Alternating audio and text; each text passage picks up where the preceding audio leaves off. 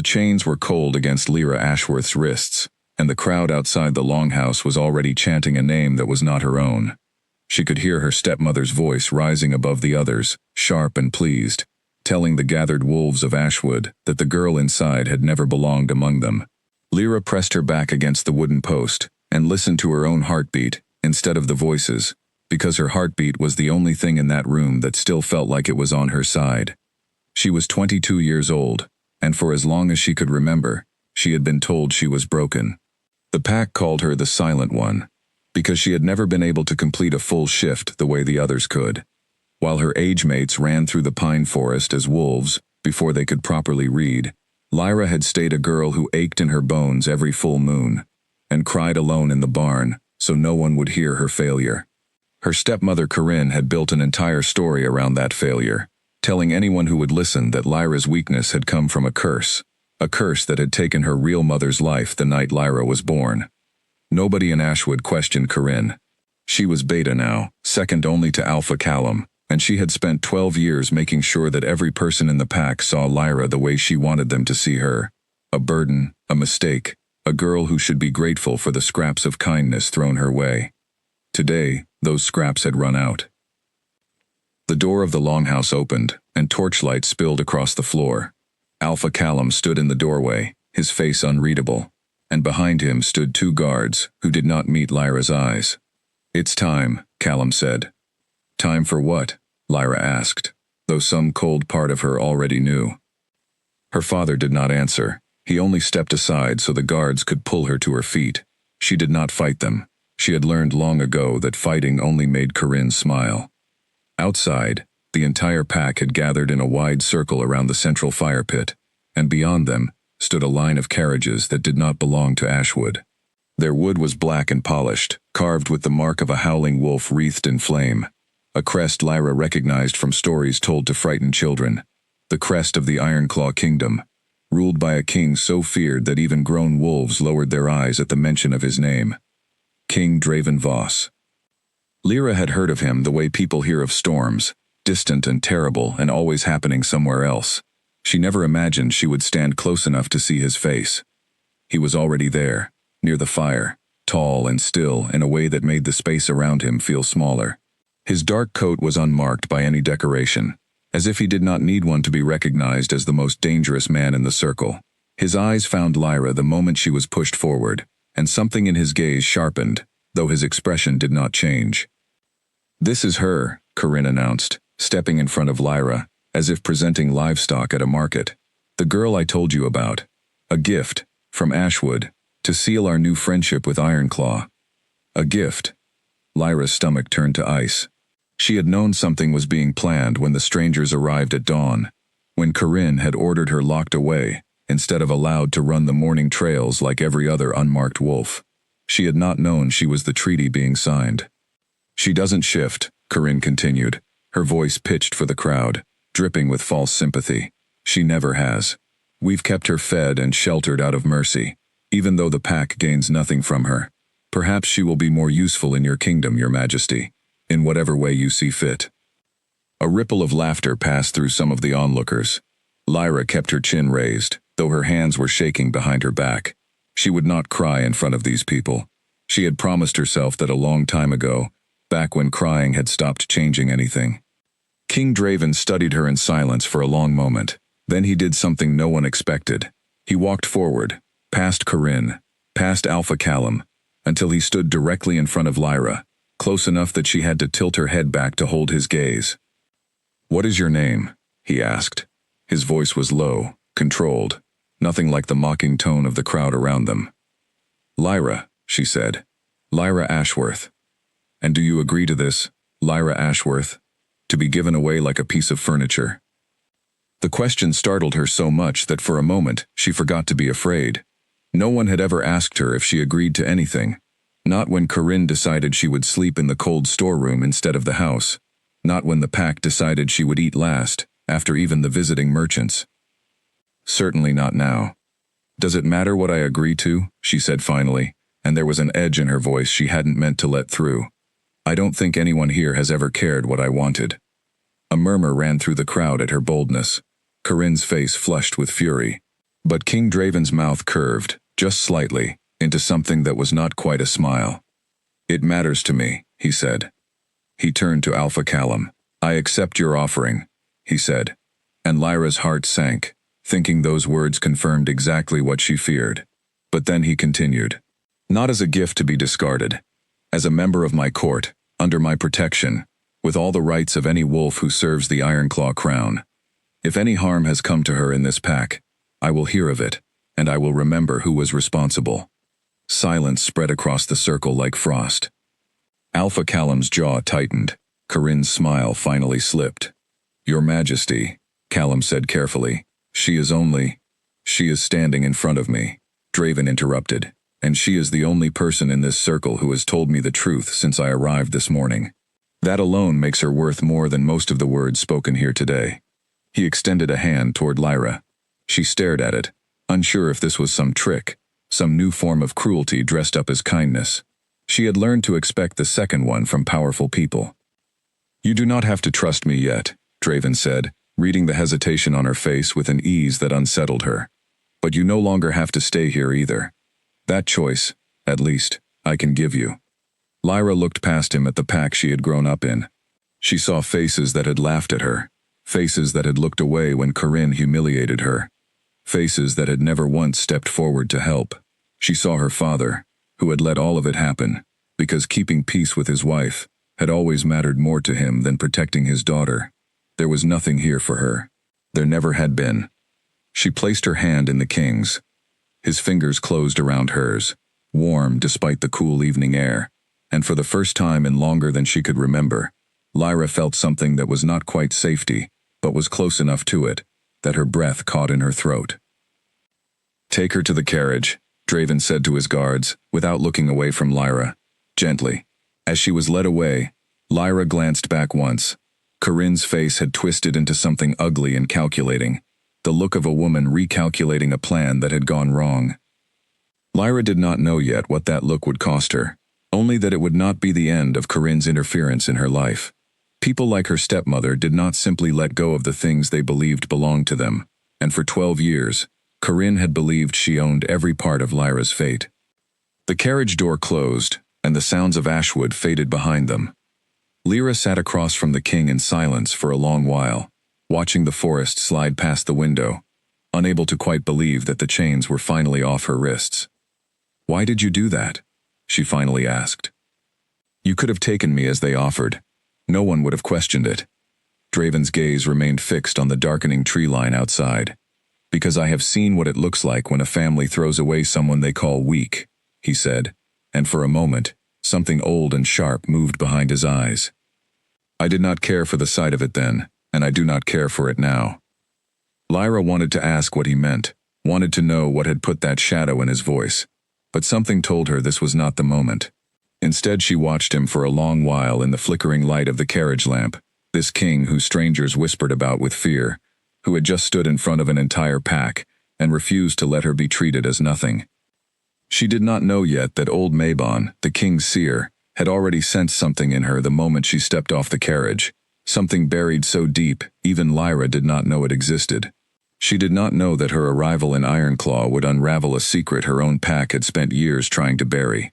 She only knew that for the first time since her mother died, someone had looked at her and seen a person worth defending. The carriage rolled on through the night, carrying her toward a kingdom she had never seen, a throne she could not have imagined, and a war that had not yet begun, but was already being planned in the shadows of Ashwood, where Corinne stood long after the carriage had disappeared, already whispering to her son Garrick about how to take back what she believed the king had stolen from her. Lyra did not look back again.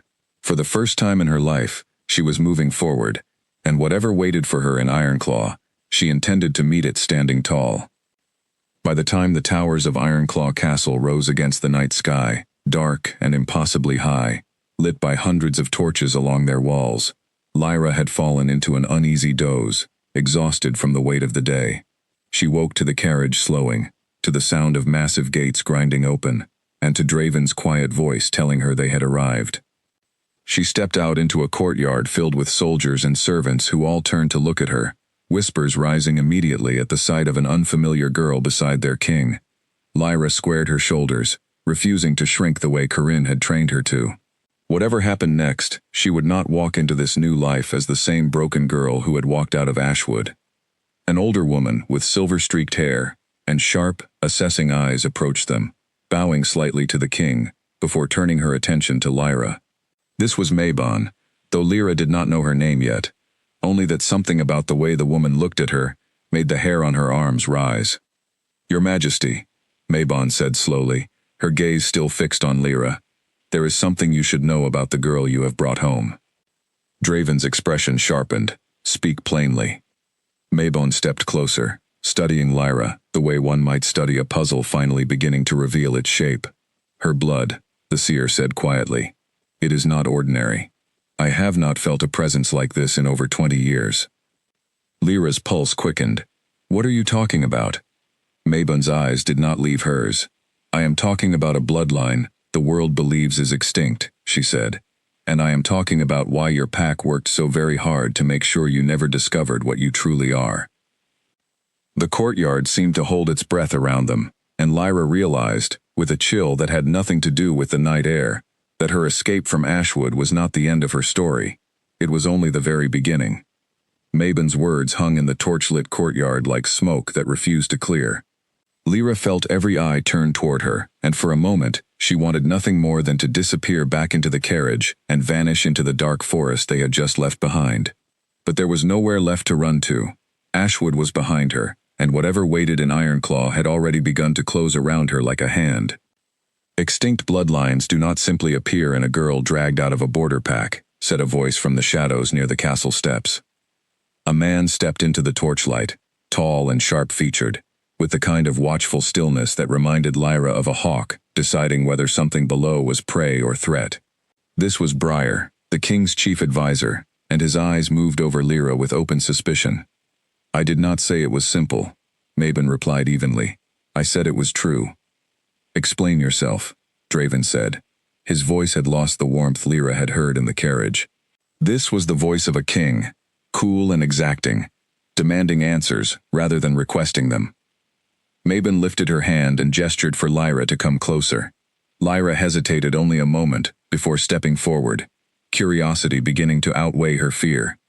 The old woman took Lyra's wrist gently, turning it so the torchlight caught the pale skin there, tracing a finger just above the surface without touching it. "There is a mark beneath the skin," Mabon said, faint, suppressed, as if someone worked for years to keep it hidden. "But it is there, a mark that belonged to the Moonfire line, the royal wolves who once carried the Alpha's flame in their blood, before the line was believed wiped out 3 generations ago."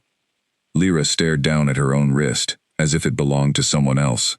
"That's impossible," she said. "I can't even complete a full shift. My whole life, I've been the weakest wolf in my pack. If I had power like that, wouldn't I have felt it?" "Not if it was suppressed," Mabon said, and something in her tone made Lyra go very still. "Not if someone found a way to smother it before it could ever wake." The words settled over Lyra like ice water.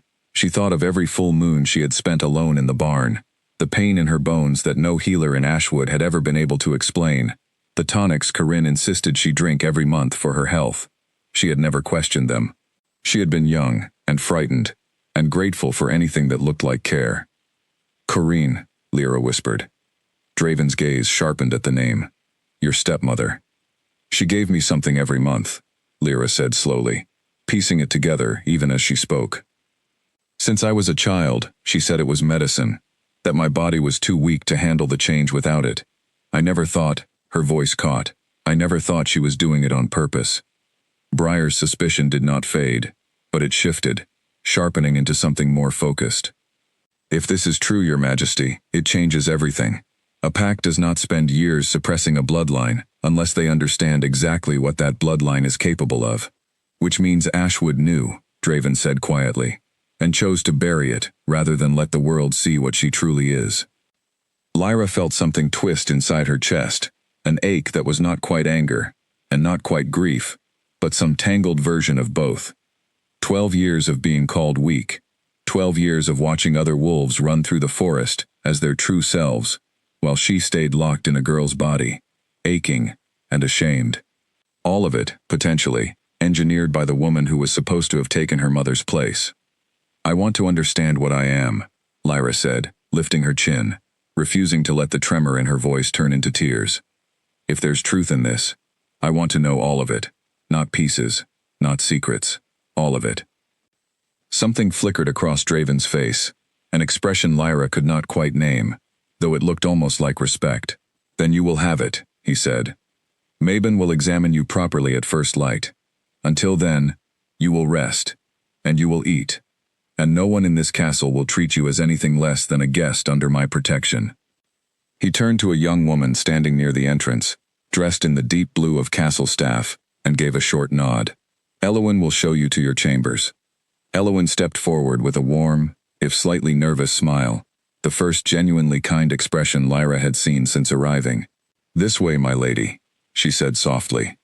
Lyra followed her through the castle halls, past towering stone archways and tapestries, depicting battles she did not recognize, her mind still spinning with everything Mabon had said. She barely noticed the grandeur around her, too consumed by the possibility that everything she had believed about herself might be a lie, built by someone else's hands. You must be exhausted, Eowyn said gently, breaking the silence as they climbed a wide staircase. It isn't every day someone arrives at Ironclaw and turns the whole court on its head within the first hour. Lyra managed a tired, humorless laugh. That wasn't exactly my plan. Most good stories don't start with a plan, Eowyn said, glancing sideways at her with something like sympathy. For what it's worth, I don't think the king has looked at anyone the way he looked at you tonight. Not since. She stopped herself abruptly, pressing her lips together. Since what? Lyra asked. Eowyn shook her head, quickening her pace slightly. It isn't my place to say. Ask him yourself, if you ever get the courage. Here we are.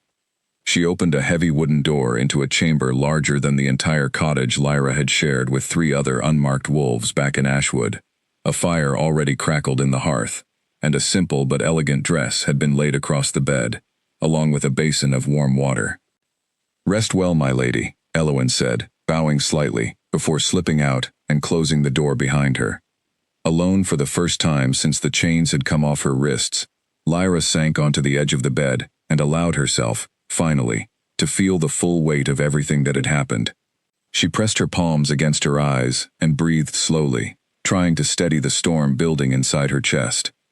She thought of her mother, who had died the night Lyra was born, a death Corinne had always framed as Lyra's fault, a curse she carried simply by existing. She thought of every whispered insult, every meal eaten last, every full moon spent crying alone while the rest of the pack ran free beneath the stars. If Mabon was right, none of it had been about weakness at all. It had been about fear. Someone in Ashwood had been afraid of what Lyra might become, afraid enough to spend 12 years making sure she never found out. A soft knock interrupted her thoughts. She wiped her face quickly and opened the door to find Draven standing there alone. No guards, no advisors, just the king himself, still dressed in the dark coat from the courtyard. I wanted to check that you had settled in, he said, though something in his posture suggested that was only part of the reason. I have, Lyra said. Thank you. For everything tonight. He studied her for a long moment, the firelight from the room casting shifting shadows across his face. You do not need to thank me for treating you the way any person deserves to be treated, he said. That should never have been the exception in your life. Lyra's throat tightened unexpectedly at the simple honesty in his words. In Ashwood, it always was, she admitted quietly. That will not be true here, Draven said, and there was a quiet certainty in his voice that Lyra almost believed. Whatever you are, whatever Mabon discovers tomorrow, you are safe within these walls. I intend to make certain of it. He left her with that promise hanging in the air, and long after his footsteps faded down the corridor, Lyra sat by the fire, turning her wrist over in the light, searching for a mark she could not yet see, wondering how much of her past had been a story written by someone else's hand, and how much of her future she might finally be allowed to write herself. Sleep, when it finally came, was restless. She dreamed of fire that did not burn her, of a wolf larger and brighter than any she had ever seen, running free beneath a full moon, and of a woman's voice, warm and familiar though she had never heard it before, whispering words she could not quite understand. She woke before dawn with her heart pounding and her skin humming faintly, as though something long asleep inside her had just begun, for the very first time, to stir. Dawn broke over Ironclaw Castle in streaks of gold and gray, and Lyra was awake long before Elwyn came to fetch her. She had spent the last hour of darkness standing at the window of her chamber, staring out at the mountains beyond the castle walls, replaying Mabon's words over and over until they no longer felt real. Elwyn arrived with a simple traveling dress and an apologetic smile. "Mabon is ready for you," she said. "She asked that you come alone, if that's all right." Lyra nodded, though her stomach twisted with nerves as she followed Elwyn through winding stone corridors to a tower on the far side of the castle. The air grew cooler as they climbed, thick with the scent of dried herbs and old parchment. At the top, a heavy door stood open, revealing a round chamber lined with shelves of bottles, bones, and books bound in cracked leather. Mabon sat near a low fire, gesturing for Lyra to take the seat across from her. "Sit, child. This will not hurt, though it may feel strange." "What exactly are you going to do?" Lyra asked, lowering herself into the chair. "I am going to look," Mabon said simply, "at what has been buried, and how deeply." She reached for Lyra's hands, turning them palm up, and closed her eyes. For a long moment, nothing happened. Then Mabon's brow furrowed, and a faint golden light began to trace along the lines of Lyra's palms, so soft, Lyra almost thought she had imagined it. "There," Mabon whispered. "I feel it now. Layer upon layer, wrapped around something ancient." Her eyes opened, sharp and urgent. "Your stepmother did not simply give you medicine, child.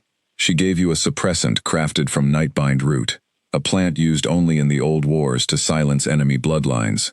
It is rare, it is expensive, and it is not something a common beta would know how to use unless she had been taught." Lyra's mind raced. Taught by who? "That," Mabon said grimly, "is what worries me."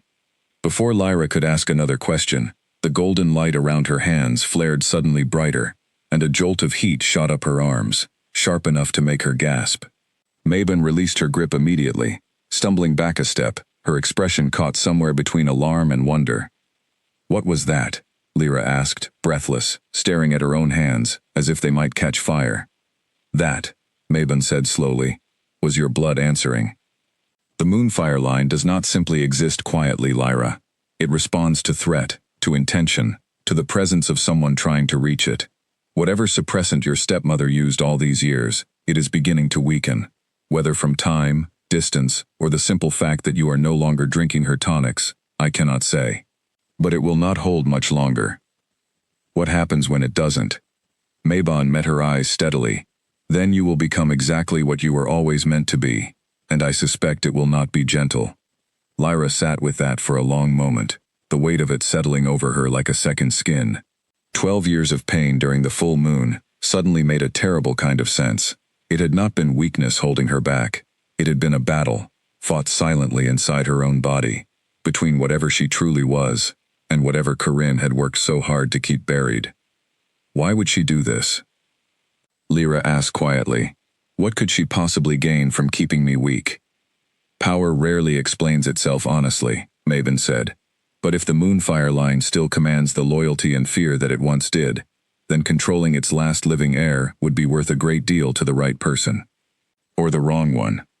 A knock interrupted them, and Briar entered without waiting for permission, his expression tight with urgency.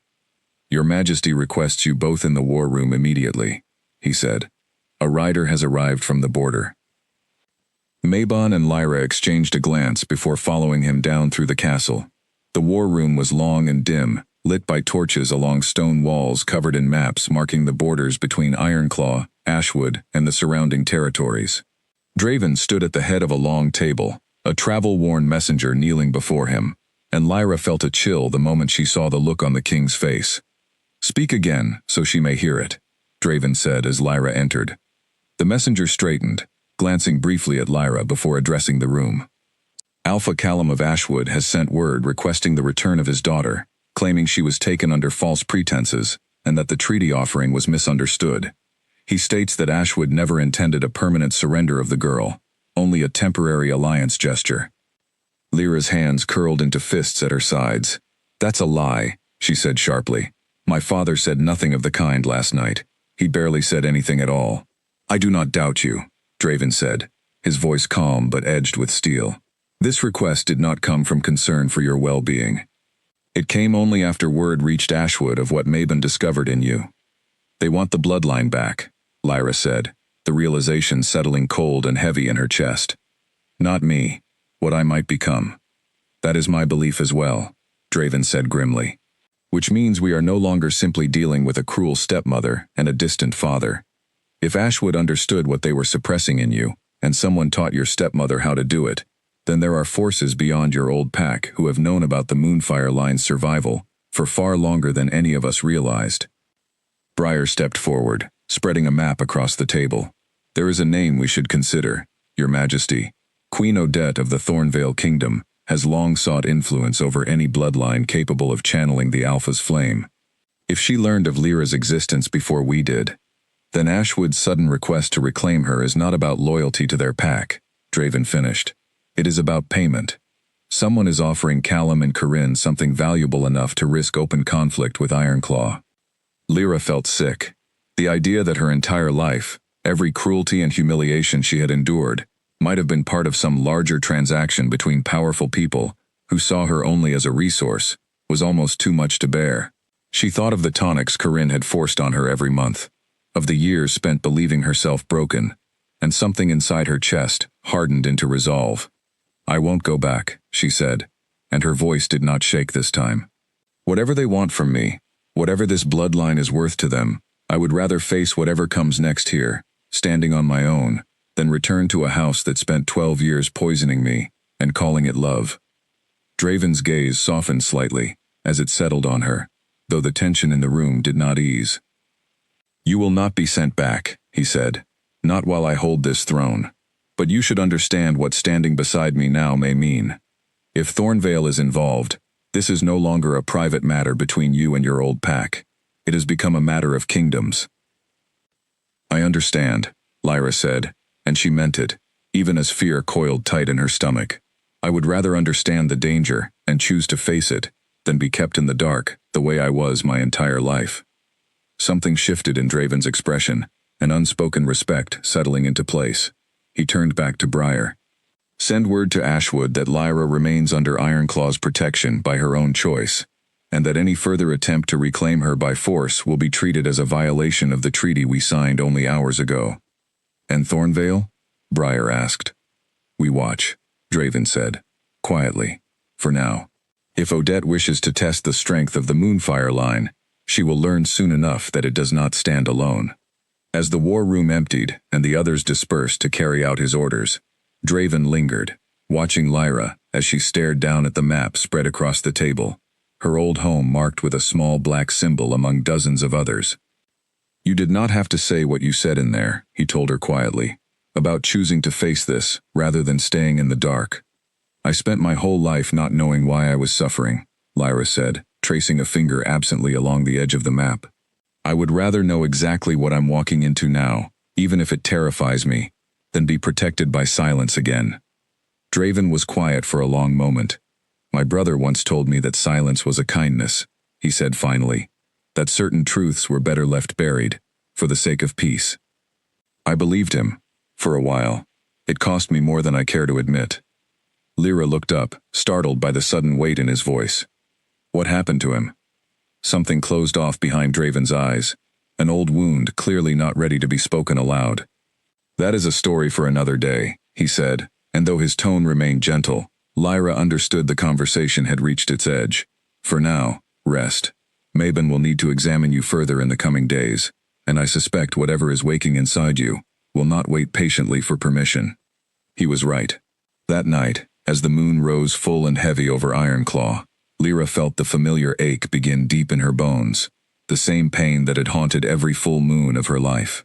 But this time, beneath the pain, something else stirred, warm and vast, and utterly unfamiliar, like a fire finally remembering how to burn after years of being smothered in the dark. She gripped the edge of her bed, breathing through the pain, and for the first time in her life, she did not feel afraid of what the moonlight might reveal. She felt, impossibly, almost eager to meet it. 3 weeks passed, and with each one, Lyra felt the walls of her old life fall further away.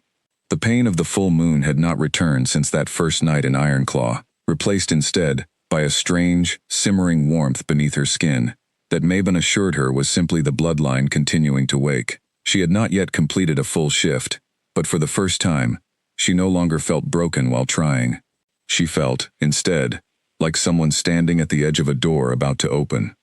It was Briar who came to her one morning, with news that changed the shape of everything again. "Envoys have arrived from 3 neighboring territories," he said, finding her in the castle gardens, where she had taken to walking each morning. "Word of your survival has spread faster than we hoped to contain it. Ashwood's request to reclaim you, followed by their swift and suspicious silence afterward, has drawn attention from every corner of the region." "What kind of attention?" Lyra asked warily. "The kind that asks questions about your loyalty," Briar admitted. "Some wonder if the king is sheltering a spy sent to weaken us from within. Others wonder if he intends to use your bloodline for his own gain and simply calls it protection to soften the truth. Either way, the treaty we hold with Ashwood grows more fragile by the day, and rumors are far more dangerous than soldiers when it comes to holding a kingdom together." Lyra's stomach tightened. She had grown used to feeling safe within the castle walls, and the thought of being seen once again as a pawn, this time in a game far larger than Ashwood's cruelty, made her chest ache with a familiar, exhausted dread. That evening, Draven summoned her to his private study, a room Lyra had visited only once before, lined floor to ceiling with books and old maps. He looked more tired than she had ever seen him, the weight of ruling pressing visibly on his shoulders. "Briar has told you of the rumors," he said without preamble. "He has. I have considered every option available to quiet them," Draven continued, "and there is only one that offers both speed and certainty." He paused, studying her carefully before he spoke again. "A marriage. Between us, it would remove any question of your loyalty, place you formally under Ironclaw's protection as more than a guest, and give Ashwood no legal ground to demand your return. It would also send a clear message to Thornvale and anyone else circling this situation that the Moonfire line stands with Ironclaw, not against it." Lyra stared at him, momentarily unable to find words. Of everything she had imagined might come from this strange new life, marriage to a king she had known for only 3 weeks had not been among the possibilities. "You want to marry me," she said slowly, "for politics." "I want to protect you," Draven corrected, his voice quieter than before. "And I have found that in this world, protection often requires the shape of politics to survive scrutiny. I will not pretend this is a romantic proposal, Lyra, but I will promise you this. It would be a marriage built on respect, not ownership. You would have a voice in this court that no one could silence, and should you ever wish to walk away from it, I would not stand in your way." Lyra turned the offer over in her mind, weighing the fear of losing what little freedom she had only just begun to taste, against the far greater fear of being sent back to Ashwood, or worse, becoming a prize fought over by kingdoms who saw her only as a bloodline to be claimed. Marriage to Draven, strange as it was, offered something she had never truly had before, a choice with power behind it. "If I agree," she said finally, "I want it understood that I am not a gift this time, not a treaty offering. I am choosing this." "You are," Draven said simply. "That has been true since the moment I asked for your hand outside Ashwood's longhouse, and it will remain true now." She thought of Corinne's twisted smile as the carriage pulled away, of the years spent believing her only worth was in being useful or invisible. If this marriage gave her the standing to protect herself, and perhaps one day others like her, then it was not a cage. It was a door, opening onto ground she could finally stand on with 2 feet firmly planted. "Then yes," Lyra said, "I agree." The wedding was arranged with startling speed, more a political ceremony than a celebration, held within the castle's great hall, before a gathering of nobles, advisors, and wary neighboring envoys, who watched with sharp, assessing eyes. Lyra wore a simple gown of deep blue, the color of Ironclaw's banners, and stood beside Draven, as vows were exchanged that spoke more of duty and protection than of love. And yet, as Draven slipped a plain silver band onto her finger, something passed between them that Lyra had not expected, a warmth in his eyes that lingered a moment too long to be purely political. a steadiness in his hand, as it held hers, that felt less like a transaction, and more like a promise, quietly being made beneath the formal words. Word of the marriage spread quickly beyond Ironclaw's borders, and with it came a shift Lyra could feel almost immediately. The whispers questioning her loyalty grew quieter, replaced by whispers of an entirely different nature, curious and calculating, wondering what it truly meant that the once untouchable king of Ironclaw had married a girl cast off by her own pack. Not everyone reacted to the news with mere curiosity. In Ashwood, when the message arrived confirming the marriage, Corinne's carefully composed mask slipped entirely. She stood in the longhouse where Lyra had once been chained, crushing the parchment in her fist, her son Garrick watching warily from the doorway.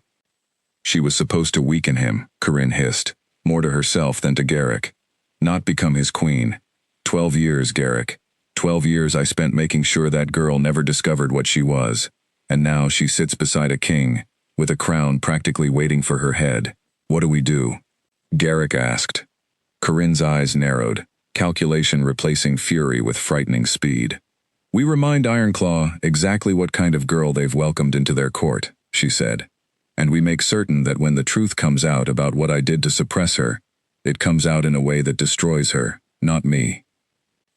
She turned toward the window, staring out at the dark tree line beyond Ashwood's borders, already composing the first thread of a plan that would soon reach far beyond her own pack, into the ears of a rival queen who had been waiting patiently for exactly this kind of opportunity. In Ironclaw, unaware of the storm quietly gathering against her, Lyra stood on the balcony of her new chambers that night, looking out over the kingdom that had become her home in the span of a few short weeks. Draven joined her there, standing close but not touching, both of them silent for a long while beneath the stars. Do you regret it? He asked eventually. The choice you made today? Lyra considered the question honestly before answering. No, she said. For the first time in my life, I chose something for myself, and it happened to also be the right decision for a kingdom. I don't think I've ever felt that kind of weight and freedom together before. Draven's mouth curved into something that was almost, though not quite, a smile. Then perhaps, he said quietly, this arrangement will surprise us both. Neither of them could have known how soon that arrangement would be tested, or how far Corinne was already willing to go, to make certain that the girl she had once called weak never lived long enough to wear her crown in peace. The letter arrived at Ironclaw folded in crimson wax, sealed with a crest Lyra did not recognize, a thorn wrapped tightly around a closed rose. Briar brought it to the war room, with an expression that told Lyra, before he even spoke, that its contents were not simple correspondence. It comes from Thornvale, he said, setting it before Draven. From Queen Odette herself. Draven broke the seal and read in silence, his jaw tightening with each line. When he finished, he passed the letter to Lyra without a word, allowing her to see for herself what had been written. The message was elegant, almost pleasant in tone, which somehow made it more unsettling. Queen Odette wrote that she had received troubling reports from a source within Ashwood, claiming that the girl now sitting beside Ironclaw's throne had been raised in secrecy, specifically to infiltrate and destabilize neighboring courts, her suppressed bloodline nothing more than a weapon, disguised as a victim's story. She offered, generously, to send her own envoys to investigate the matter personally, for the safety of the region. This is Corinne's doing, Lyra said, lowering the letter, her hands trembling with anger, rather than fear this time. She's twisting everything, turning what she did to me into some kind of conspiracy I supposedly agreed to. It does not matter whether it is believable, Briar said grimly. It only matters whether it spreads. Queen Odette does not need the accusation to be true. She only needs enough doubt planted that other kingdoms hesitate to trust Ironclaw's alliance with you. Why would she want that? Lyra asked. Because a divided Ironclaw is a weaker one, Draven said, his voice low and controlled, though Lyra could see the tension coiled beneath it, and a weaker Ironclaw leaves more room for Thornvale's influence to spread. Odette has wanted a foothold in this region for years. Your bloodline simply gave her the perfect excuse to try. That evening, Draven called his full council together, a tense gathering of advisors, generals, and Mabon, all crowded around the long table in the war room, while the letter sat at its center like a coiled snake. We cannot ignore this, one of the generals argued. If Thornvale sends envoys, and we refuse them, it will look as though we have something to hide. If we allow them, another countered, we hand Odette exactly the access she wants, an excuse to place her people inside our walls under the guise of investigation. Voices rose around the table, each advisor offering a different angle of caution or aggression, until Draven raised a hand for silence. There is a third option, he said. A formal trial, held here, before our own court, and any neutral witnesses willing to attend. Lyra's history will be examined openly, including the actions taken against her by her own pack. If the truth is laid bare for everyone to see, plainly and without concealment, there will be no room left for Odette's accusations to take root. Lyra felt her stomach drop at the thought of standing before a room full of strangers and having every painful detail of her life picked apart for judgment. But she also understood, with a clarity that steadied her nerves, that hiding from the accusation would only make it grow louder in the shadows. "I'll do it," she said, before anyone else could speak. "I would rather stand in front of every doubting eye in this kingdom and tell the truth myself than let Corinne's lies be the only story anyone hears." Draven studied her for a long moment, something like pride flickering behind his eyes. Then, "It is decided," he said. "The trial will be held in 7 days' time." The days leading up to the trial passed in a blur of preparation. Mabon worked with Lyra each morning, helping her understand more clearly what her bloodline meant, teaching her how to recognize the signs of the Alpha's flame stirring beneath her skin, so that she might one day control it, rather than simply endure it. Briar drilled her on the kinds of questions the court might ask, sharp and skeptical, designed to catch her in inconsistency or fear. Elowen, meanwhile, became something closer to a friend than a servant, sitting with Lyra in the evenings when the pressure of the coming trial grew heavy enough to steal her sleep. "You don't have to be perfect," Elowen told her one night, braiding Lyra's hair by candlelight. "You just have to be honest. People can feel the difference, even nobles who think they're too clever to be fooled." "And if honesty isn't enough?" Lyra asked quietly. "If they've already decided who I am before I even speak." Elowen's hands paused. "Then you'll have lost nothing you didn't already risk losing the moment you stepped into that carriage outside Ashwood," she said gently. "But I don't think that's what will happen. I've seen the way the king looks at you when he thinks no one is watching. I don't think a man like that stakes his crown on someone he doesn't believe in." Lyra held on to those words in the days that followed, even as the whispers around the castle grew louder, even as she caught glances from nobles who studied her with open suspicion in the corridors. She practiced steadying her breath, practiced recalling every detail of her childhood with clear, unflinching honesty, refusing to let fear soften the truth of what had been done to her. On the 6th night before the trial, Draven found her in the garden again, standing beneath the same tree where he had first told her of his plan for the marriage weeks earlier. "Are you afraid?" he asked, coming to stand beside her. "Yes," Lyra admitted, "but not of the truth. I'm afraid of what happens if they choose not to believe it, no matter how clearly I tell it." Draven was quiet for a moment, his gaze fixed on the dark line of mountains beyond the castle walls. "When I was young," he said finally, "my brother Ivo stood before a court, much like the one you will face, accused of things I believed. At the time, he could never have done. I defended him with everything I had. I believed my faith alone would be enough to prove his innocence." His voice hardened slightly. "I was wrong, not because the court failed to listen, but because I refused to listen to the truth myself, even when it was standing plainly in front of me." "What happened to him?" Lyra asked softly, sensing this was closer than he had ever come to answering that question.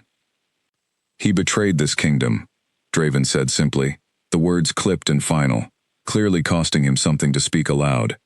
"And I paid for my blindness with the trust of half my court, trust I have spent years rebuilding since."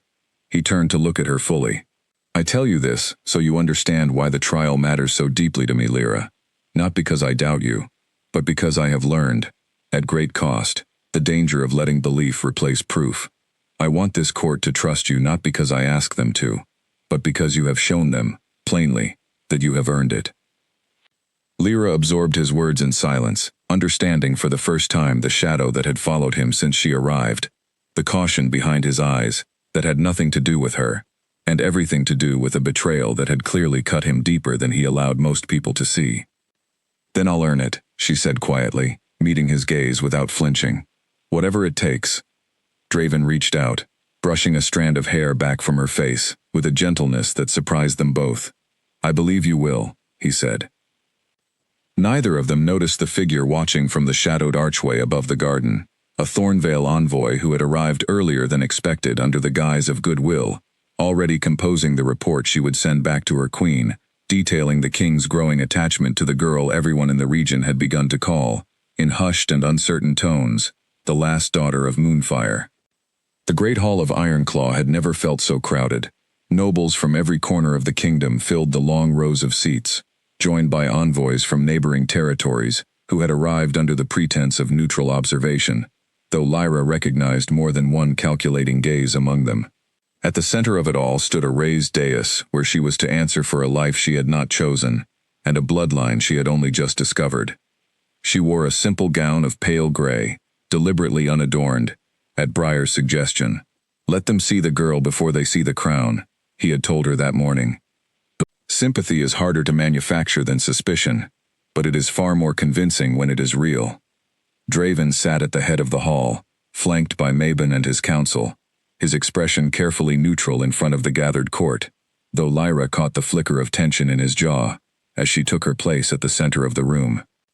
The proceedings began with a formal reading of Queen Odette's accusations, delivered by a Thornvale envoy named Hollis, a composed woman with a voice like honeyed steel. She spoke of a suppressed bloodline used as leverage, of a marriage arranged with suspicious speed, of a girl whose sudden rise from outcast to queen deserved, at the very least, careful scrutiny. When Hollis finished, the hall turned expectantly to Lyra. She stepped forward, her hands steady despite the storm in her chest, and began to speak. She told them of the barn where she had spent countless full moons alone, curled against the pain that no healer in Ashwood could explain. She told them of the tonics Corinne had forced on her every month since childhood, tonics she had trusted completely, because she had no reason then to imagine cruelty disguised as care. She told them of the whispered blame for her mother's death that had followed her through every year of her life, a story crafted, she now understood, to keep her isolated and doubting her own worth. "I did not know what I was," she said, her voice carrying clearly through the silent hall. "I did not choose this bloodline, and I certainly did not choose to be suppressed for 12 years, so that someone else could decide when, or if, I would ever be allowed to become myself. If anyone in this hall wishes to call that a conspiracy, then I would ask them to explain what exactly I gained from years of pain I did not understand, humiliation I did not deserve, and a family that made certain I always believed I was the problem." A murmur rippled through the gathered nobles, some faces softening with sympathy, others remaining carefully unreadable. Hollis rose again, unwilling to concede so easily. "A moving account," she said, "but accounts alone do not prove innocence. Perhaps your pact did suppress you, as you claim. That does not mean Thornvale is wrong to question why Ironclaw's king moved so quickly to secure a marriage the moment your bloodline was discovered. Convenient timing invites convenient suspicion." Before Lyra could respond, Mabon rose from her seat near the dais. "If the court permits," she said, "I can offer proof beyond words alone." Draven nodded, granting her permission, and Mabon approached Lyra, taking her hand gently in front of the entire hall, as she had done in her tower weeks earlier. The suppression in her blood was crafted from nightbind root, Mabon announced to the court, a substance not easily obtained, nor easily used, correctly without deep and dangerous knowledge. I invite any healer present, from any kingdom represented in this hall, to examine the lingering traces still present in her blood, and confirm what I have already found. A murmur of surprise spread through the room, as several healers, including one from Thornvale's own delegation, stepped forward to examine Lyra under Mabon's guidance. The room held its breath as they worked, and when the Thornvale healer finally straightened, her expression troubled, she offered a reluctant nod. "The seer is correct," she admitted. "This is not a story crafted for sympathy. This suppression is real, and it has been maintained for years." The tide in the hall shifted visibly, sympathy overtaking suspicion on more faces than not. Hollis, sensing the ground slipping beneath her queen's accusations, tried one final approach. Even if the suppression is real, she said, it does not disprove that Ashwood, or another party, might still be using this girl now, knowingly or not, as a means of gaining influence within Ironclaw's court. It was Draven who answered this time, rising from his seat, his voice carrying the full weight of his authority through the hall. Then let me remove that question entirely, he said. I did not marry Lyra Ashworth for the sake of a treaty, nor for the value of her bloodline. I married her because in the span of a single evening, she showed more honesty and courage than most of the nobles in this hall have shown in years of comfortable safety. If Thornvale wishes to question my judgment, they are welcome to question it. But they will not question her integrity in my court while calling it neutrality. Silence followed his words, heavy and absolute, before scattered applause began among the Ironclaw nobles, spreading gradually, until even some of the visiting envoys joined in. Whether from genuine conviction or simple political caution, Lyra could not entirely tell. Hollis inclined her head stiffly, accepting defeat for the moment, though the look she exchanged with a fellow Thornvale envoy before leaving the hall told Lyra this was far from the end of Odette's interest in her.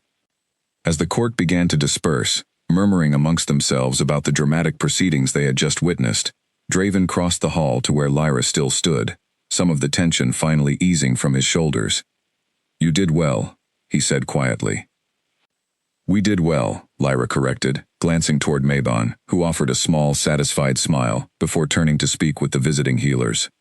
I couldn't have proven any of it without her. Perhaps, Draven allowed, but it was your honesty that turned this room. Lyra, proof convinces the mind, honesty convinces the heart. You gave them both today. Lyra allowed herself, finally, to breathe fully, for what felt like the first time since the trial began. The weight of Corinne's accusations, carried across kingdoms and dressed up in political language, had cracked beneath the simple, unshakable truth of what had actually happened to her. But even as relief settled over her, a servant hurried through the emptying hall, breathless, clutching a sealed message marked with Ashwood's crest. Your Majesty, the servant said, bowing quickly before extending the letter toward Draven. This arrived just as the trial ended. The messenger insisted it could not wait. Draven broke the seal, and Lyra watched his expression darken as he read, the brief calm of their victory already beginning to fracture beneath whatever new threat Ashwood had chosen to send. What is it? She asked, dread pooling low in her stomach. Draven looked up, his eyes meeting hers with a grim steadiness that told her the fight, far from being over, had only just begun to escalate. Corinne has requested a formal audience, he said. She claims to have proof that will change everything the court believed here today. Lyra's hands curled into fists at her sides, old fear and new resolve twisting together inside her chest. Whatever Corinne was planning next, Lyra understood, with a clarity sharpened by everything she had just survived, that she would not face it as the frightened, silenced girl she had once been. She would face it as a queen who had already learned, in the harshest way possible, exactly what her own strength was worth. Corinne arrived at Ironclaw 3 days later, escorted by a small party from Ashwood that included Garrick and, to Lyra's surprise, Alpha Callum himself, though he stood noticeably apart from his wife, his expression guarded and unreadable. The formal audience was held not in the great hall this time, but in a smaller receiving chamber, at Draven's insistence, limiting the number of witnesses who might spread whatever new accusation Corinne intended to make. Lyra stood beside Draven's throne, her spine straight, her hands folded calmly in front of her despite the tight knot of nerves in her stomach. Corinne swept into the room with the same practiced grace she had always used to disguise her cruelty as concern, dropping into a shallow bow before the king. Your Majesty, she began smoothly, I understand the trial concluded in Lyra's favor. I do not come to dispute the suppression itself. I come to correct a dangerous misunderstanding about why it was done. Speak plainly, Draven said, his voice cool. Corinne's eyes flicked briefly to Lyra before returning to the king, her expression arranging itself into something almost pitying. The suppression was never cruelty, she said. It was protection. Lyra's mother died the night she was born, because the awakening bloodline tore through her body too violently for her to survive the birth. I have spent 12 years making certain Lyra did not suffer the same fate, delaying the awakening until her body was strong enough to endure it. I did not tell her the truth, because I did not want her to carry that fear her entire childhood. Everything I did to keep her alive." The words landed with unsettling smoothness, and for a moment, doubt flickered even in Lyra's own chest. She had spent her whole life believing her mother's death was somehow her fault. The idea that Corinne's cruelty might have secretly been protection dressed in cold, distant care was almost seductive in its simplicity. But then Lyra thought of the years of blame heaped onto her shoulders, the isolation, the humiliation in front of the entire pack, the tonics forced on her without explanation or comfort, and something in her steadied. "If that were true," Lyra said slowly, before Draven could respond, "you would have told me. Protection doesn't require 12 years of telling an entire pack that I was cursed, that my very existence killed my mother. Protection doesn't require humiliating a child in front of everyone she knows, year after year, while pretending it's discipline. If you wanted to save my life, Corinne, you could have done it without destroying who I believed myself to be in the process." Corinne's composed expression flickered, just slightly, before smoothing over again. "You were a child. Children do not understand delicate truths." "I was your daughter," Lyra said, and though her voice remained steady, something raw broke through it. "Whatever you call what you did, it was never about protecting me. It was about controlling what I might become, and making certain I never had the strength to challenge you, or anyone else, while you decided when, or if, I deserved to know the truth." Silence settled over the chamber, heavy and charged. Draven watched the exchange with sharp, careful attention, saying nothing, allowing Lyra the space to fight her own battle in front of the court she had, days earlier, won over with honesty alone. It was Alpha Callum, silent until now, who finally spoke. "She is right, Corinne," he said quietly, and the weight of surprise in the room shifted visibly at his words. "I let you convince me for years that what you were doing was necessary. I told myself I was protecting the peace of our home by staying silent.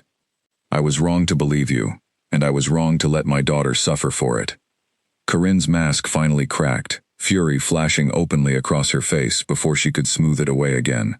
"You dare take her side now," she hissed at her husband. "After everything I sacrificed to keep this pack stable, to keep her controlled." She stopped abruptly, realizing too late what she had revealed. The word hung in the air, unmistakable and damning. Controlled, not protected, controlled. Draven rose slowly from his throne, his expression carved from stone. "I believe," he said, "this audience has told us everything it needed to. Corinne of Ashwood, you are no longer welcome within Ironclaw's borders. Any further attempt to interfere in Lyra's life, or to spread accusations against her standing in this court, will be treated as an act of hostility against the crown itself." Corinne's face twisted with fury, but before she could respond, a sudden commotion erupted near the chamber's entrance. Guards shouted, steel rang against steel, and Garrick, who had been standing quietly near the door throughout the entire exchange, suddenly moved. Lyra barely had time to register the flash of a blade before Garrick lunged, not toward Draven, but toward her, his expression twisted with a desperate, calculated fury that told her this had been planned long before Corinne's carefully rehearsed speech had even begun. Everything happened at once. Draven surged forward, too far to reach her in time. Guards scrambled to close the distance, and deep inside Lyra's chest, something that had been simmering beneath the surface for weeks, finally, violently, broke free. Heat exploded through her veins, sharp and blinding, and the world around her seemed to slow. She felt her body shift, not into the pained, incomplete transformation she had known her entire life, but into something vast and radiant, wreathed in a golden light that poured from her skin like living flame. Garrick's blade never reached her. It stopped, inches from her chest, caught in a wall of shimmering heat that rippled outward from her body like a living shield. Garrick stumbled back, crying out as the heat singed the air around him, his blade clattering uselessly to the floor. The entire chamber froze, guards and nobles alike staring in stunned silence at the golden light still pulsing softly around Lyra, illuminating the room with the warm, steady glow of a flame that refused to be extinguished. Slowly, the light receded, and Lyra found herself standing exactly where she had been, unharmed, her breath ragged, her body humming, with a power she had spent her whole life being told she did not possess. Guards seized Garrick before he could recover enough to flee, and Corinne, all pretense finally abandoned, was restrained as well, her earlier composure replaced by wide, calculating fear, as she stared at the girl she had spent 12 years suppressing, now standing before her, wreathed in the very power she had worked so hard to bury. Draven reached Lyra's side in an instant, his hands hovering just short of touching her, as though unsure whether the warmth still radiating from her skin was safe. "Are you hurt?" he asked, his voice rough with an urgency Lyra had never heard from him before. "No," Lyra said, breathless, staring down at her own hands, where faint traces of golden light still flickered along her fingertips. "I'm not hurt. She struggled to find the word for what she felt, something between disbelief and a fierce, unfamiliar strength. "I'm awake." Mabon stepped forward slowly, awe written plainly across her weathered face. "The Alpha's flame," she murmured. "After all these years, it has finally chosen to answer." The chamber remained in stunned silence as guards led Garrick and Corinne away, their protests fading into the corridors beyond. Alpha Callum stood frozen near the door, staring at his daughter with an expression Lyra could not fully name, somewhere between shame and disbelief, as though seeing her clearly for the very first time in her entire life. Draven finally closed the remaining distance between them, taking Lyra's still glowing hand gently in his own, unafraid of the warmth radiating from her skin. 12 years, he said quietly. "They told you that you were nothing, and in one moment, you have shown this entire court, and every kingdom watching from beyond our walls, exactly what you truly are."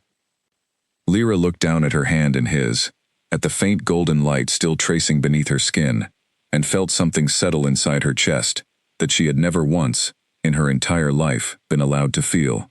Not fear, not shame, not the desperate need to shrink herself smaller to survive another day. Pride. For the first time, Lyra Ashworth felt proud of exactly who she was.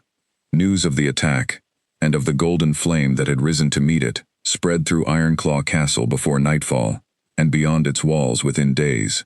Servants whispered of it in the kitchens, guards spoke of it in hushed, reverent tones along the battlements, and by the time a week had passed, messengers from neighboring kingdoms had already begun arriving with formal letters of recognition, addressed no longer to Lyra Ashworth, outcast bride of a political marriage, but to Queen Lyra of Ironclaw, last living heir of the Moonfire line. Draven called a full gathering of the court, the same great hall that had hosted her trial only days earlier, now transformed for an entirely different purpose. Banners bearing Ironclaw's crest hung alongside a new symbol Mabon had helped design, a wolf wreathed in golden flame, honoring the bloodline that had, for so long, been forced into hiding. Lyra stood at the center of the hall once more, though this time, there was no accusation to answer, no doubt to dispel. She wore a gown the deep gold of firelight, chosen deliberately to echo the power that had saved her life, and as Draven placed a slender circlet upon her brow, the assembled court knelt as one, their voices rising together in formal acknowledgement of her new rank. "Rise," Draven said, his voice carrying easily through the silent hall, "and witness." Lyra Ashworth was cast aside by her own pack, suppressed for 12 years, by those who feared the power she carried. She has faced betrayal, accusation, and violence, and she has met each with more honesty and strength than any noble seated in this hall. I do not crown her queen today, because our marriage requires it. I crown her because she has earned, through her own courage, every right to stand beside this throne as an equal. The court rose, applause and cheers filling the hall in a wave that Lyra felt in her chest as much as her ears. She searched the crowd instinctively, half expecting to see Corinne's twisted expression somewhere among the gathered nobles, before remembering, with a small, grounding breath, that Corinne no longer had any power to diminish this moment. She was confined now, along with Garrick, awaiting formal judgment for the attack, her carefully constructed influence finally, completely stripped away. After the ceremony, as the hall slowly emptied and the formal celebration shifted into a quieter gathering within the castle's private courtyard, Lyra found a moment alone with Mabon near the edge of the garden, the same garden where Draven had first spoken to her of his brother's betrayal. "You knew this would happen," Lyra said. "Even that first night, when you looked at me in the courtyard, you knew what I would become." "I suspected," Mabon corrected gently. "The Moonfire line has always been unpredictable in how it chooses to awaken." Some heirs never survive the process at all. Others spend years fighting a slow, painful battle against the very power meant to protect them. You are fortunate, Lyra, in ways you may not fully understand yet.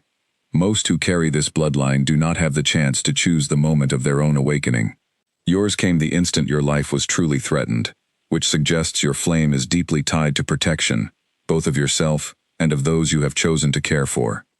Lyra considered this, glancing back toward the courtyard where Draven stood speaking quietly with Briar, his usually guarded expression softened by something that looked, from this distance, remarkably close to relief. "Does that mean it will happen again?" she asked. "If someone I care about is threatened?" "Almost certainly," Mabon said, "which is why I suspect Thornvale's interest in you has only just begun, now that the truth of your power is no longer a rumor, but a witnessed fact. Queen Odette does not seek allies, Lyra. She seeks tools. A queen capable of channeling the Alpha's flame to protect those she loves is precisely the kind of tool she would wish to control, or, failing that, eliminate, before it can be turned against her ambitions."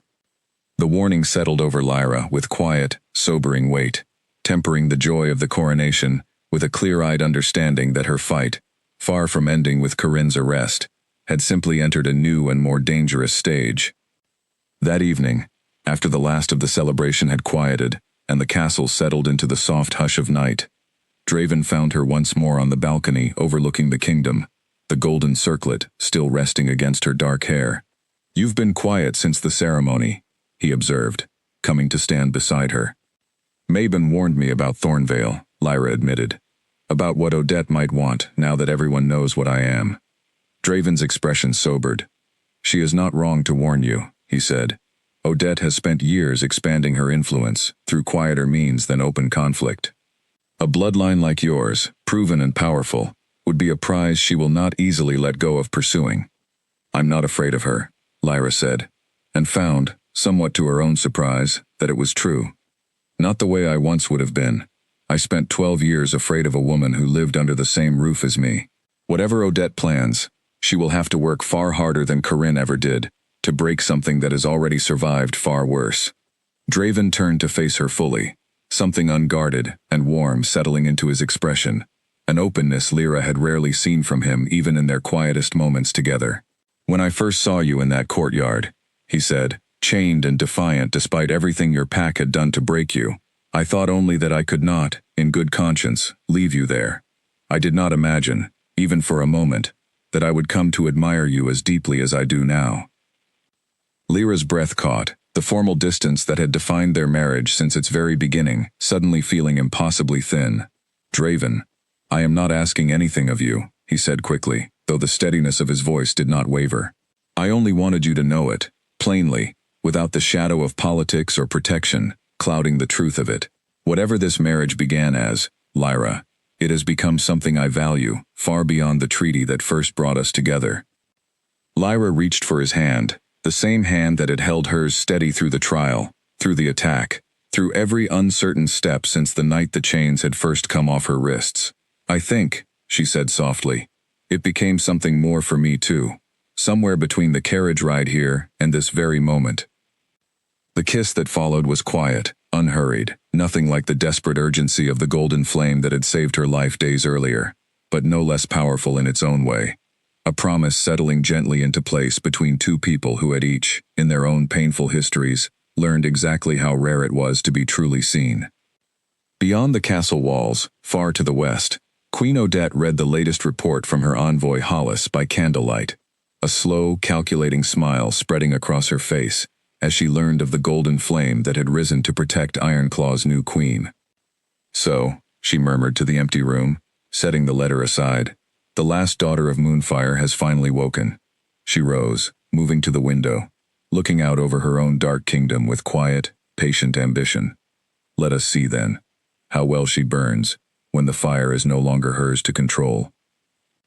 2 weeks after her coronation, Lyra stood once more at the edge of Ashwood's forest, though this time she did not arrive in chains, and she did not arrive alone. A full escort of Ironclaw guards flanked her carriage, and Draven rode beside her, his expression set with the same quiet resolve that had carried her through every trial since the night they first met.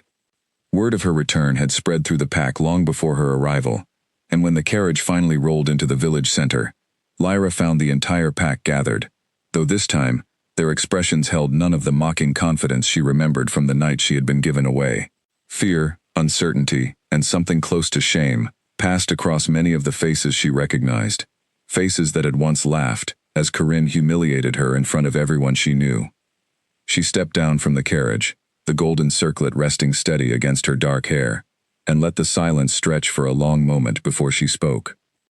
"I did not come back for revenge," she said, her voice carrying clearly across the gathered crowd. "I came back for the truth, spoken openly, in the same place where lies about me were once told without consequence."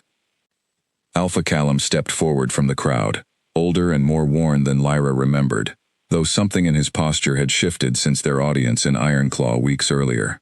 "The pack has been informed of everything," he said quietly. "Corinne's use of Nightbind root, the suppression, all of it. I have stepped down as Alpha, effective as of this morning. I could not, in good conscience, continue leading a pack I failed so completely to protect." A ripple of surprise moved through the crowd, though Lyra found she felt little satisfaction in the announcement. Her father's failure had never been the kind that could be undone by resignation alone. "Where is she?" Lyra asked. "Corinne." "Held in the Eastern Longhouse," Callum said, "awaiting whatever judgment you and King Draven see fit to deliver." Lyra walked through the gathered pack toward the Longhouse, memories rising sharply with every familiar step. The same path she had once walked as a chained prisoner now walked freely as a queen. Inside, Corinne sat bound and stripped of the composed elegance she had always worn like armor, her eyes flashing with a mixture of fear and lingering defiance as Lyra entered. "Come to gloat?" Corinne spat. "No," Lyra said evenly. "I came because Mabon discovered something in the days since your arrest that I think you should answer for, in front of the pack you spent so long controlling." She produced a folded parchment, a record Mabon had painstakingly traced through old trade documents and Nightbind root suppliers scattered across the region. "This substance is not sold openly," Lyra continued. "It requires connections and knowledge that a beta of a modest border pack should never have possessed. Yet Mabon traced its source directly to a supplier operating under Thornvale's protection." Corinne's face paled, the last of her defiance finally cracking beneath the weight of the evidence. "I did not know where it originated," she said quickly. "I was given the tonic recipe by a traveling merchant years ago, nothing more." "A traveling merchant," Lyra repeated flatly, "who happened to supply you with a substance rare enough that even Ironclaw's own seer had not encountered it in 20 years. I do not believe you, Corinne. I believe Thornvale found you long before I ever discovered what I truly was, and I believe they used your own fear and ambition to keep me suppressed, until it suited someone else's purpose to have me revealed." The pack, gathered now at the Longhouse entrance to witness the exchange, murmured uneasily at the implication. Corinne said nothing, her silence more damning than any denial could have been. Draven stepped forward then, his voice carrying the full authority of a king delivering judgment. "Corinne of Ashwood, you are hereby stripped of your title and banished from this pack's protection, permanently. Should you ever attempt to influence Ashwood, Ironclaw, or any pack allied with either kingdom again, the consequences will not be as measured as they are today." Garrick, brought forward next, received a similar judgment, banished alongside his mother. The weight of their combined cruelty finally answered, with consequences neither had ever imagined possible during the years they held power over a frightened, suppressed girl. As the sentence was carried out, and Corinne was led from Ashwood's borders for the final time, Lyra felt something inside her chest loosen. Not quite forgiveness, but something adjacent to it. A quiet release of a weight she had carried since childhood. She turned to address the gathered pack once more. "I do not ask any of you to apologize for what happened," she said. "I understand fear, and I understand how easily silence spreads when the alternative feels dangerous. But I would ask this pack to remember what allowed Corinne's cruelty to continue for so many years. It was not simply her actions. It was the silence of everyone who watched and said nothing." Several faces in the crowd lowered in visible shame, and an older woman near the front, one Lyra vaguely remembered as a kind but quiet neighbor from her childhood, stepped forward hesitantly. "We are sorry," she said, her voice trembling slightly. "For every year we let it happen. I do not know if it means anything now, but we are sorry." Lyra held the woman's gaze for a long moment before nodding. Not quite absolution, but acknowledgement. It means something, she said quietly. Let it mean this pack chooses differently, going forward, when someone among you needs protecting.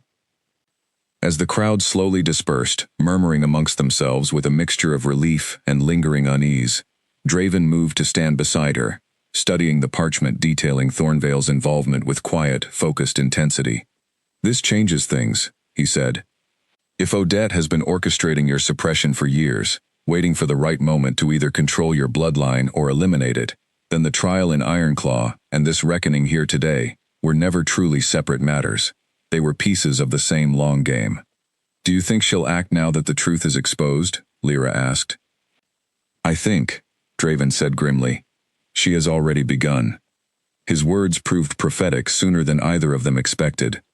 That night, as their party made camp along the border road back to Ironclaw, a messenger arrived at breakneck speed, his horse lathered with sweat, carrying urgent word from Briar back at the castle. Your Majesty, the messenger gasped, dropping to one knee before Draven. Thornvale forces have been spotted moving along Ironclaw's southern border. Envoy Hollis departed the castle without formal leave 3 days ago, and Briar believes she carried detailed reports of the Queen's power directly to Odette. Lyra's stomach tightened with cold certainty. Whatever patience Odette had shown until now had clearly run out the moment the truth of the Moonfire line's return became undeniable, proven not just by rumor, but by an open trial and a public reckoning that had stripped away any remaining plausible deniability. How long until we reach the castle? Lyra asked.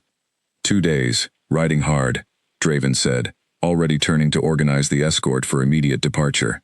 If Odette intends to move against Ironclaw directly, I would rather face her within our own walls than caught unprepared on open road. As the camp broke down around them and horses were readied for a hard ride through the night, Lyra felt the same warmth begin to stir beneath her skin that had first awakened during Garrick's attack, steady and waiting, as though some deep instinct already understood that the true test of everything she had survived, everything she had become, was still waiting for her ahead. She mounted her horse beside Draven, the golden circlet secured firmly against her hair, and did not look back toward Ashwood as they rode into the darkness. Whatever waited for them at Ironclaw, she intended to meet it not as the frightened girl who had once been dragged out of that same forest in chains, but as the queen who had already proven, in front of an entire court, exactly what happened when someone tried to extinguish a flame that had finally learned how to burn.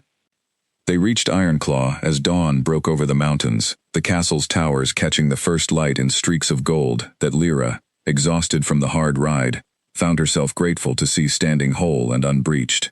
Briar met them in the courtyard, his usually composed expression tight with urgency. Thornvale forces have not crossed the border, he reported quickly, falling into step beside them as they hurried into the castle. But scouts confirm a significant force gathered just beyond it, and Hollis has been seen among them. Whatever Odette intends, she means to make her move soon. Gather the council, Draven ordered, and send word to Mabon. I want every advantage we have prepared before Odette decides to test our defenses. The war room filled quickly, tension thick in the air, as maps were spread across the table, and reports gathered from scouts along the southern border. Lyra stood beside Draven, listening as generals debated strategy, her mind circling back again and again to Mabon's earlier warning. Odette did not seek allies. She sought tools, or failing that, elimination of threats she could not control. She won't risk open war for this, Lyra said suddenly, cutting through the debate. Every eye in the room turned toward her. Think about it. Odette has spent years working quietly, through suppression and manipulation, rather than direct conflict. A full assault on Ironclaw would unite every neighboring kingdom against her instantly. She wants me, specifically, removed from the equation, without the cost of an open war. Mabon, who had just arrived breathless from her tower, nodded slowly in agreement. The Queen is right. Odette's strength has always been in quiet influence, not brute force. If she moves against Ironclaw directly, it will be through something more targeted. An assassination, perhaps, disguised as an accident, or a strike aimed specifically at removing Lyra rather than conquering the kingdom outright. The room fell into uneasy silence at the implication. Draven's jaw tightened, his gaze sweeping over Lyra with a protective intensity that made her chest ache, despite the danger pressing in around them. "Then we do not wait for her to choose the moment," he said finally. "We draw her out, on our terms, in a setting we control completely." Within hours, a plan took shape.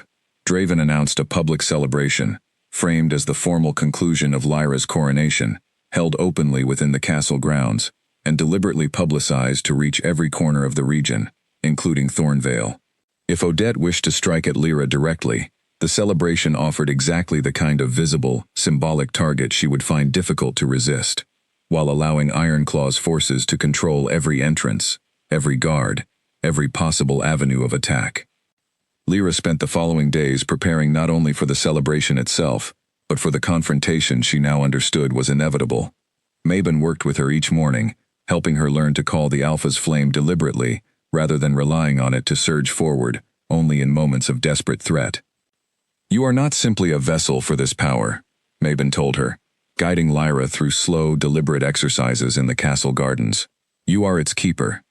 The flame answers instinct, yes, but instinct can be trained, sharpened, until it answers your will as readily as your fear."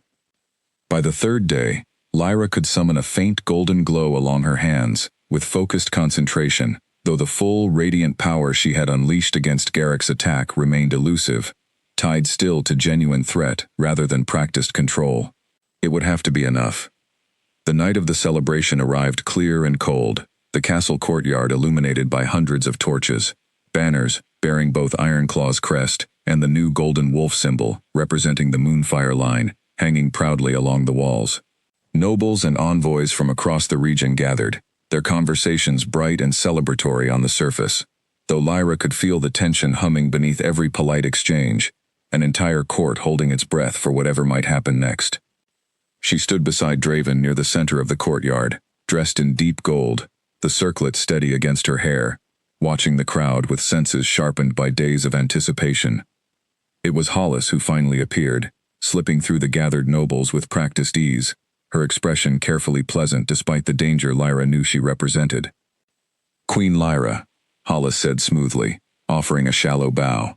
"Queen Odette sends her regrets that she could not attend personally, but wished for me to extend her congratulations on your coronation, and her hope for continued peace between our kingdoms." "How generous," Lyra said evenly, watching the envoy's eyes carefully.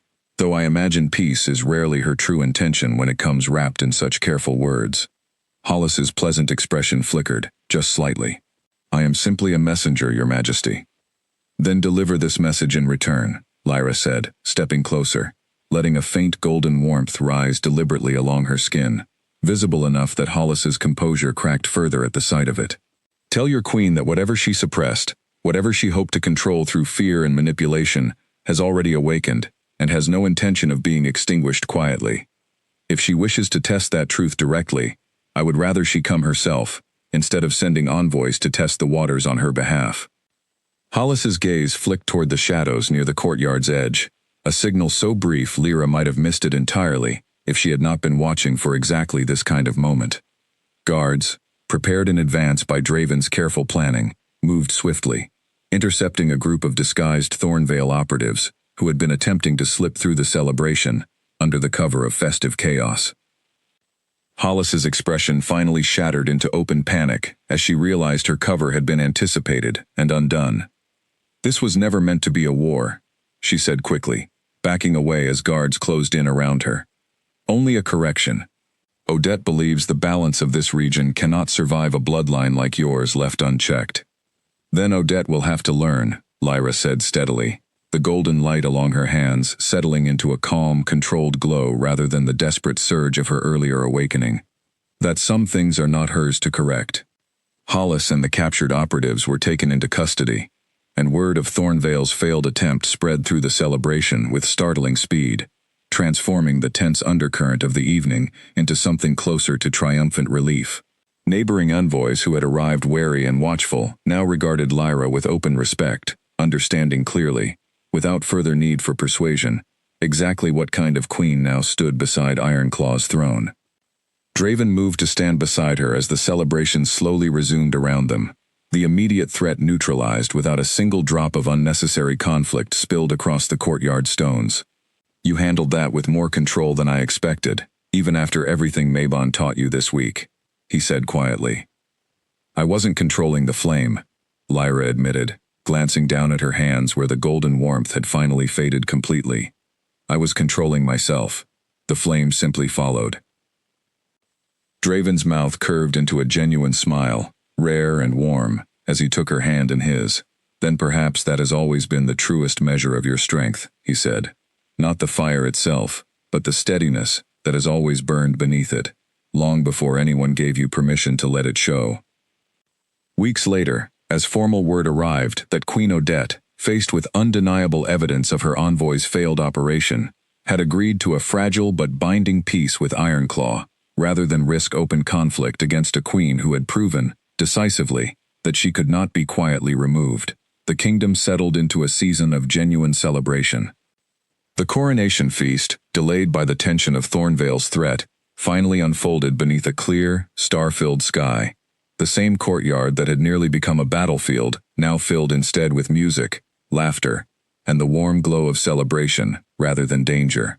Lyra stood at the center of it all, no longer the outcast girl chained in Ashwood's longhouse, but a queen who had survived betrayal, suppression, false accusation, and open attack, emerging each time not diminished, but stronger. Draven raised his glass before the gathered court, his eyes finding Lyra's across the celebration, with a warmth that needed no political framing to explain itself any longer. To Queen Lyra, he said, his voice carrying easily through the joyful noise of the feast, who was told her entire life that she was weak, that she was cursed, that she was nothing worth protecting. Let this kingdom, and every kingdom watching, understand clearly what we have learned instead. She is the flame that could not be extinguished, and she is, and will always be, exactly where she belongs.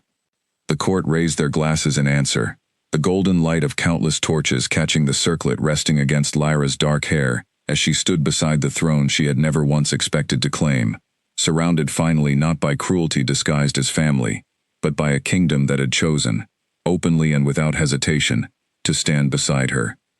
Mabon watched from the edge of the celebration with quiet satisfaction. Elwyn laughed freely nearby, with a group of castle staff who had become, in their own way, the first real friends Lyra had ever known. And Briar allowed himself, for once, a small and genuine smile, as he observed the peace his careful strategy had helped secure. Lyra reached for Draven's hand, as the music swelled around them, and for the first time in her entire life, she felt no need to brace herself against whatever might come next.